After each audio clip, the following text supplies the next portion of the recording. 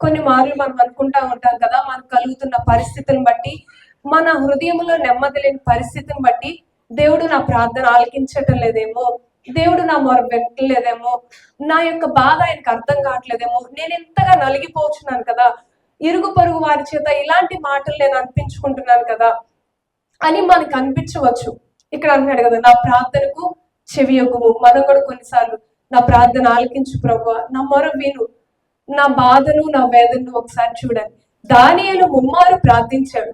మన జీవితంలో మనం ఎదుర్కొంటున్న పరిస్థితులు అది ఎంత గడ్డుగా మనకు అనిపించినా ఇక్కడ మొరపెట్టినట్లు అతని ప్రాణం సొమ్మసిల్లిపోయింది, అలిసిపోయాడు, తను ఇంకా చేయలేడు, ఆ పరిస్థితిని దాటలేడు అనుకున్న పరిస్థితుల్లో కూడా ఏదో నీరసిల్లిపోయి తనున్న పరిస్థితులు అక్కడే పడి ఉండలేదు, కానీ అక్కడ ఆ స్థలంలో ఉండి దేవునికి మొరపెడుతున్నాడు. నేను ఎక్కలేని ఎత్తైన కొండపైకి నన్ను ఎక్కించు ప్రభు. మన జీవితంలో కూడా మనకు కలుగుతున్న శారీరక బలహీనతలు అవ్వచ్చు, ఆత్మీయంగా నేను ఎదగలేకపోతున్నాను ప్రభు, నీ సన్నిధికి వెళ్ళాలని మనసుంది, కానీ నేను వెళ్ళలేకపోతున్నాను, ఏదో ఒక ఆటంకం నాకు కలుగుతుంది.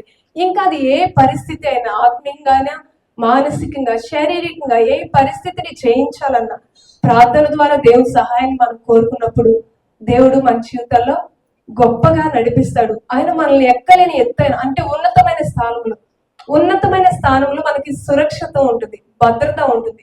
కొన్ని తీర ప్రాంతాల్లో, సముద్ర తీర ప్రాంతాల్లో ఉంటాయి.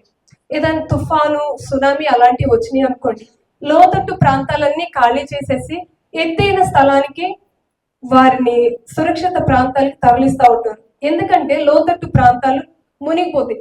మనం మన ఆత్మీయ జీవితాల్లో కూడా ఎత్తైన స్థానంలో ఉన్నప్పుడు అక్కడికి శోధనలు వస్తాయి, కానీ దేవుని కృప మనకి ఆ ఎత్తైన స్థలంలో, ఆ శోధనలో, ఆ శ్రమల్లో కూడా దేవుడు మనకి తప్పిస్తాడనమాట. దేవుని సహాయాన్ని కోరుకుందాం. నేను ఎక్కలేని ఎత్తైన కొండపైకి నన్ను ఎక్కించంటే మన పరిస్థితులు మనకి మించినవై ఉండొచ్చు, దేవుడు వాటన్నిటిని కూడా విడిపించగల శక్తిమంతుడు, సమర్థుడైనాడు.